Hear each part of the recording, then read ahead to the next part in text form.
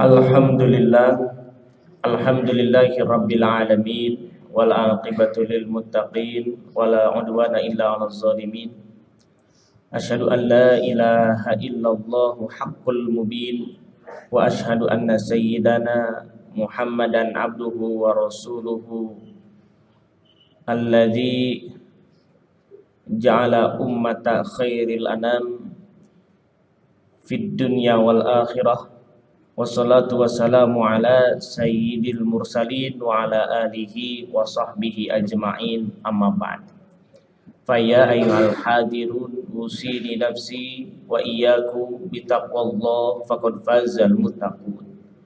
Wa'lamu annamal jannata 'iddat liman ittaqa fahiya mathiruhu wa maswa wa'budullaha la'allakum tuflihun wa la'allakum turhamun wa la'allakum tafuzuna fid dunya wal akhirah. Waqad qala Allah ta'ala fi kitabihil karim wa huwa asdaqul qailin. A'udzu billahi samil alim minasy syaithanir rajim.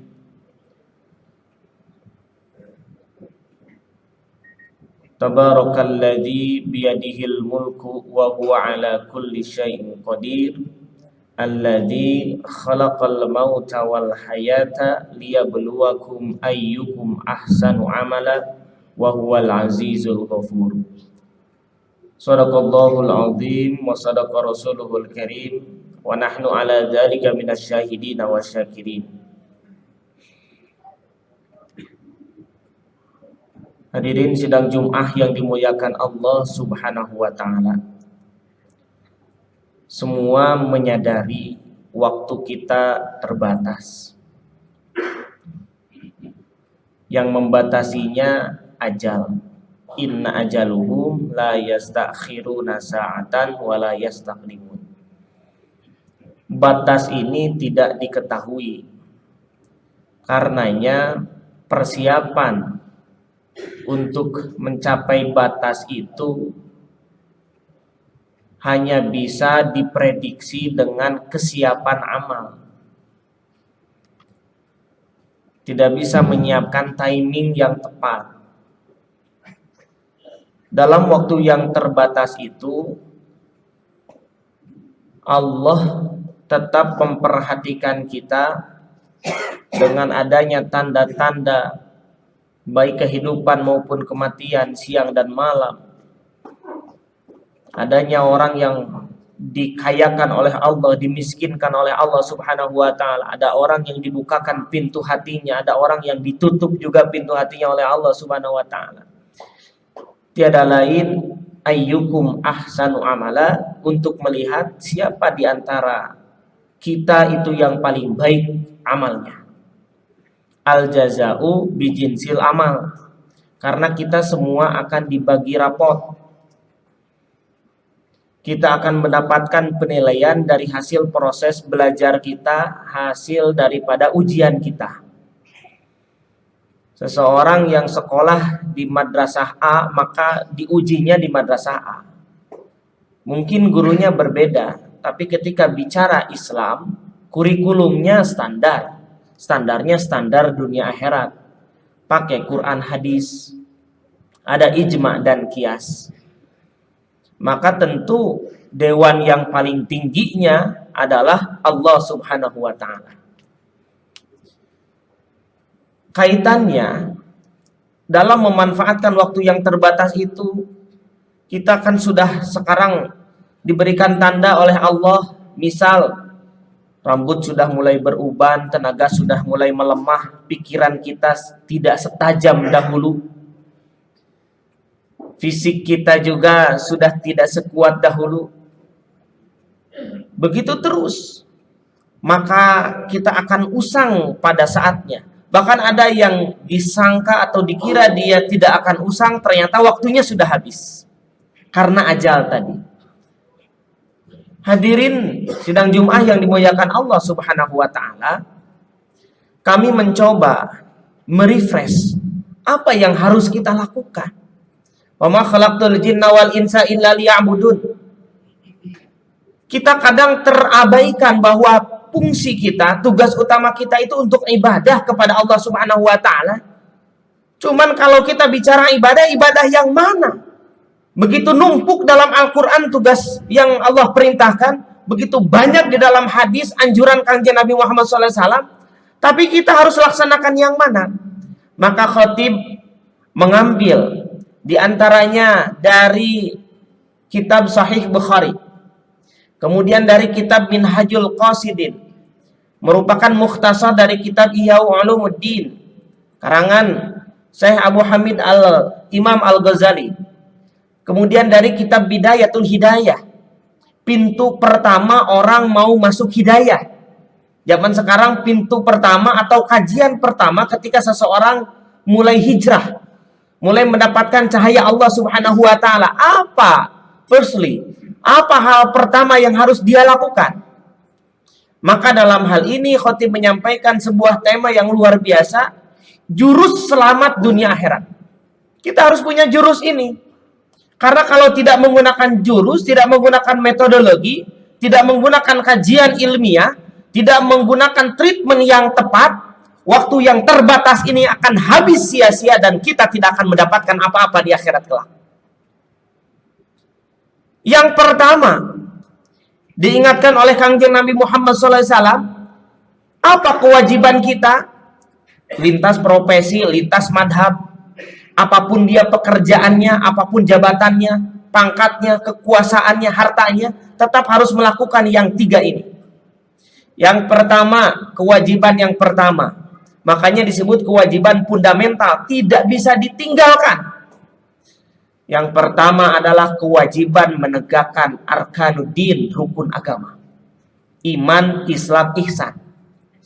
Kita seorang pejabat tetap harus beriman. Iman itu mengokohkan hati bahwa hanya Allah lah yang Maha Esa. La ilaha illallah.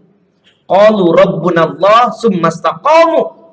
Katakanlah bahwa Allah itu adalah Tuhan kita yang merawat kita, yang menghidupkan kita, yang mematikan kita, yang memberikan rizki kepada kita, yang mengelola kita, yang mengizinkan kita untuk beramal. Summastaqamu, lalu ditetapkan, dikokohkan di dalam hati masing-masing.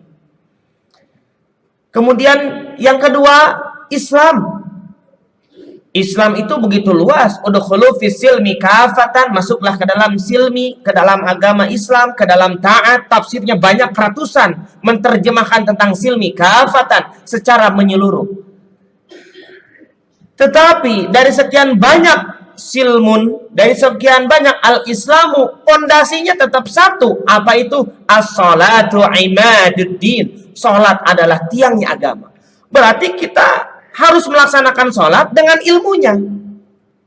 Dan yang mengantar sholat, seperti halnya wudhu, seperti halnya adus, seperti halnya bersuci, seperti halnya kita menghilangkan najis, seperti suami punya kewajiban mengajarkan istrinya tentang bagaimana, tentang haid, tentang nifas. Itu kewajiban suami mengajarkan istrinya. Ini adalah kewajiban fundamental, tidak bisa diwakilkan.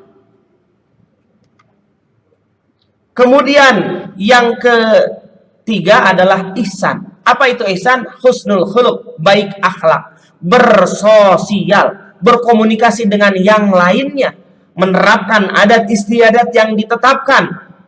Al-adatu muhakkamah, begitu usul fikih menyebutkan, kebiasaan itu menjadi hukum. Maka norma agama, norma pemerintah, norma bermasyarakat diterapkan. Kalau kita menerapkan tenggang rasa, toleransi, saling menghargai satu sama lain, begitulah Islam mengajarkan, mengharuskan itu. Dan itu adalah kewajiban fundamental, tidak bisa diwakilkan. Iman kita kepada Allah tidak bisa diwakilkan. Islam kita kepada Allah melalui sholat tidak bisa diwakilkan. Bahkan ketika kita sakit, tidak melaksanakan sholat lantas meninggal dunia, maka ahli waris wajib mengkodokkannya. Karena tidak sholat tetap dosa hukumnya. Dan dosa yang paling besar itu termasuk hadamat din, orang yang merusak agama. Kemudian baik akhlak, husnul khuluq, atau bertasawuf atau bertariqah. At-tariqatu ahamu minal maddah. Bertariqah, berwusul, kita mengkaji ma'rifat, zikir kepada Allah Subhanahu wa taala itu lebih bagus daripada minal maddah, daripada kita sekedar mengkajinya saja. Kalau kajiannya ada di dalam Islam, maka penerapannya ada di dalam ihsan. Kalau kajian tentang sholat ada di dalam fikih, maka pelaksanaan sholat menggunakan ilmu tasawuf itu ada di dalam ihsan. Maka yang ketiga ini, arkanuddin, tidak bisa ditinggalkan. Siapapun orangnya, berapapun usianya, apapun jabatannya. Yang kedua, yang tidak bisa ditinggalkan, fundamental, harus dilaksanakan, ini yang prioritas. Kan kita diajarkan tuh, lakukan yang wajib dulu, setelah yang wajib baru yang muakkad, setelah yang muakkad baru yang sunnah, setelah yang sunnah baru yang mubah. Maka ini kebutuhan primer kita, tidak bisa ditinggalkan. Yang kedua adalah survive. Survive itu bertahan hidup, bahasa agamanya litolabil ma'isyah, mencari kehidupan, mencari nafkah. Mencari nafkah itu adalah kewajiban fundamental. Bahkan seseorang yang hidup bergantung kepada yang lainnya, alias dia tidak mencari nafkah secara langsung, apa kata Nabi? Man istagnahu 'anin nasi ja'ala ghinahu fi nafsihi. Orang yang dia tidak berusaha untuk tidak bergantung kepada yang lainnya, maka akan dijadikan kaya hatinya. Tetapi orang yang bergantung kepada yang lainnya, fa innahu asirun, dia akan menjadi tawanan. Seseorang yang peminta-minta, dia sampai akhir hayatnya akan menjadi peminta-minta. Tapi seorang yang memberi sampai akhir hayatnya, oleh Allah dikuatkan, disanggupkan dirinya untuk terus menjadi yadul ulya khairun min yadis sufla, untuk menjadi ahli yang sedekah, ahli yang dermawan. Tetapi kita jangan lupa tentang ma'isyah, tentang survive, ini adalah kewajiban individu yang tidak bisa diwakilkan. Ini adalah kewajiban, bahkan ada dosa yang tidak bisa dihapus oleh sholat, oleh puasa, oleh zakat, haji, dan umroh. Yang bisa menghapus dosa itu apa? Mencari nafkah. Terlebih nafkah kepada anak istri merupakan kewajiban yang sangat dasar, tidak bisa diwakilkan. Sebelum kita bersedekah kepada orang tua kita. Sedekah kepada orang tua kita sifatnya sunnah kalau orang tuanya mampu. Tapi kalau orang tuanya tidak mampu, sifatnya wajib. Namun setelah pemenuhan kebutuhan anak istri kita. Maka kata Nabi, iltamisur rizqa bin nikah, tariklah rizki dengan nikah.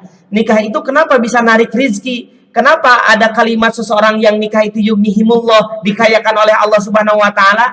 Karena kata Nabi, ma at'amta zaujataka fahuwa laka shadaqatun. Setiap apa yang kamu berikan kepada anak istri kamu, lalu dimakan oleh mereka, dipakai oleh mereka, digunakan oleh mereka, bahwalaka shadaqatun, itu menjadi sedekah bagi kalian. Dan itu sedekah wajib. Artinya ketika tidak mencari nafkah, kita mendapatkan keharaman dari Allah Subhanahu wa taala, mendapatkan dosa besar. Apalagi kita seorang laki-laki, ar-rijalu qawwamuna 'alan nisa, ini wajib mencari nafkah. Mencari nafkah itu wajib sampai dengan akhir hayat. Survive dan tidak bisa diwakilkan, tidak bisa menyalahkan yang lain. Miskinnya kita jangan menyalahkan pemerintah. Lemahnya kita jangan menyalahkan pemerintah. Dalam sebuah penelitian disebutkan 80% orang miskin akan melahirkan keturunan miskin. 80% orang kaya melahirkan keturunan orang kaya. 80% kiai anaknya kiai. 80% ustadz anaknya ustadz. 80% dosen anaknya dosen. 80% seorang dokter anaknya dokter. Kenapa?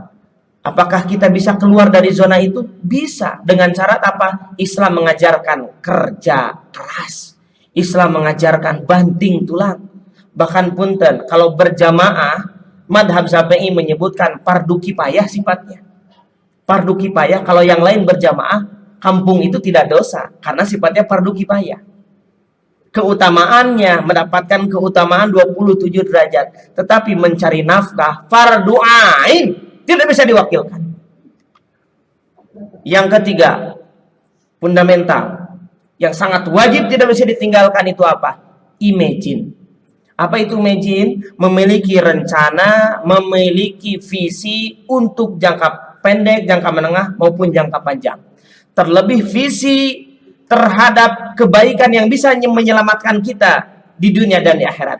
3 diantaranya, apa kata Nabi? Ketika anak Adam meninggal dunia, dia hanya bisa meninggalkan 3 saja. Sisanya tidak bisa melakukan apa-apa. Yang 3 itu apa? Shadaqatun jariyatun, ilmun yantafa'u bihi, wa waladun shalihun yad'u lahu. Sedekah jariyah, ilmu yang bermanfaat, punya anak soleh. Berarti, imagine itu kita harus punya perencanaan jangka panjang. Apa itu rencana jangka panjang? Pertama, kita harus punya niat jadi orang yang rajin menderma, punya harta yang bisa disedekahkan. Yang kedua, kita harus punya niat menguasai ilmu tertentu, baik ilmu agama maupun non-agama, yang itu bisa diwariskan. Kemudian yang ketiga, kita jadi ayah yang terbaik, sehingga anak-anak kita menjadi anak yang soleh, soleha yang mendoakan kedua orang tuanya. Perkara imagine ini sangat fundamental. Kenapa? Di dalam kitab Imriti namanya, dalam sebuah nadoman disebutkan idil fatah hasba'ti qadihi rufi wa kuluman lam ya'takid lam yantafi. Ingatlah seorang pemuda, dia itu akan hidup karena punya ambisi di dalam hatinya. Seseorang hidupnya tidak akan berguna ketika himmahnya, cita-citanya dia hilangkan. Di dalam kitab Ta'limul Muta'alim disebutkan, fa innal mar'a yatiru bi himmatihi katairi tatiru bi janahaihi. Sesungguhnya seorang manusia itu dia akan terbang bi himmatihi karena punya cita-cita. Seperti halnya burung terbang karena kedua sayapnya. Jadi 2 sayap manusia itu adalah cita-cita, himmah. Jangan gara-gara teori juhud, jangan gara-gara teori qanaah, jadi kita menyerahkan semuanya kepada Allah Subhanahu wa taala. Ya, jadi tidak ada istilahnya ikhtiar sewajarnya, tetap yang namanya ikhtiar harus maksimal, tawakal harus optimal. Kita harus berupaya meraih ridho Allah Subhanahu wa taala. Kenapa? Karena kewajiban yang fundamental ini tidak bisa diwakilkan. Pertama, menegakkan rukun agama. Yang kedua, ma'isyah, mencari nafkah untuk diri kita, untuk keluarga kita.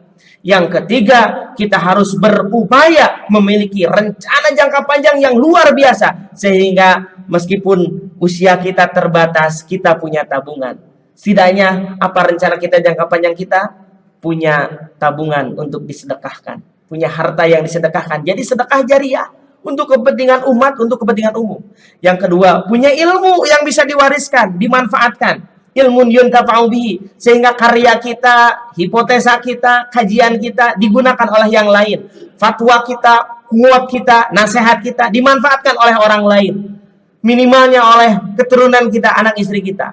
Kemudian yang ketiga, kita itu punya perencanaan yang ketika tidak sampai pada perencanaan itu, maka ada anak kita, ada anak didik kita, ada orang sekitar kita yang menjadi barangkali menjadi agen kita, menjadi bawahan kita, menjadi karyawan kita untuk meneruskan visi kita.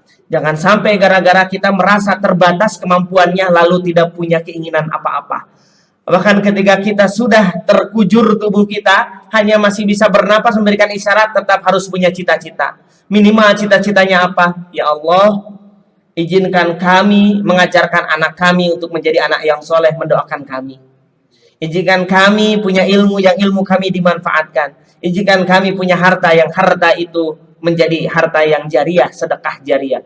Insya Allah ketika kita menerapkan yang 3 tadi, kebutuhan yang sangat fundamental, itu kebutuhan yang sangat pokok, maka kita akan menjadi ayyukum ahsanu amala, menjadi pribadi yang paling baik amalnya ketika menghadap Allah Subhanahu wa taala. Berat amal timbangan baik kita. Kenapa? Karena kita milih amal yang prioritas.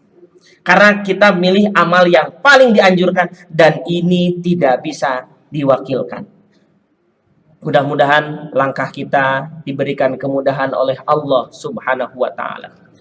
Semua kita bermulai dari diri kita, ibda binafsika. Hasibu anfusakum qabla an tuhasabu. Kita harus menghisab diri kita sebelum dihisab oleh Allah Subhanahu wa taala.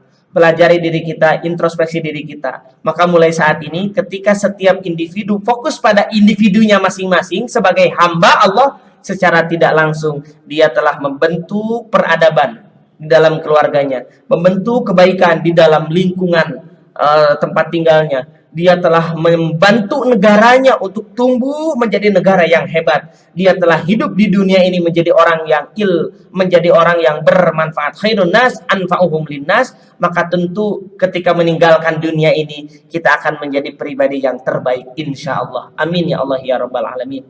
Barakallahu li wa lakum bil ayati wa dzikri hakim wa taqabbala minni wa minkum tilawatahu innahu huwal ghafurur rahim.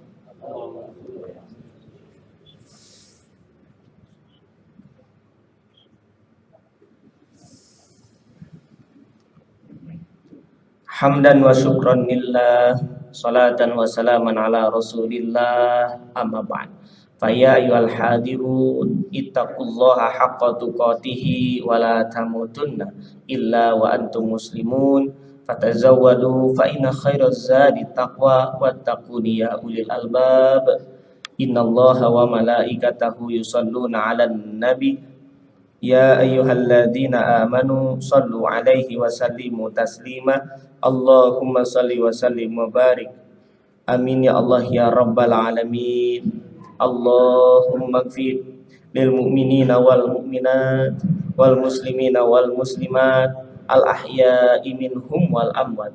Allahumma ya Allah ya qadiyal hajat iqdi hawaijana wa hasil maqasidana. Rabbana wasi' alaina arzaqana fi dunyana wa la tahjubna biha an akhrana. Allahumma ij'alha fi aydina wa la taj'alha fi qulubina birahmatika ya arhamar rahimin. Rabbana ighfir lana wa li ikhwanina alladhina sabaquna bil iman wa la taj'al fi qulubina ghillan lil ladzina amanu. Rabbana innaka ra'ufur rahim. Walhamdulillahi rabbil alamin. Ibadallah, innallaha ya'muru bil 'adli wal ihsani wa ita'i dzil qurba wa yanha 'anil fahsya'i wal munkar wal baghi ya'idukum la'allakum tadhakkarun. Wa ridullahi akbar. Astagfirullahaladzim li wa lakum.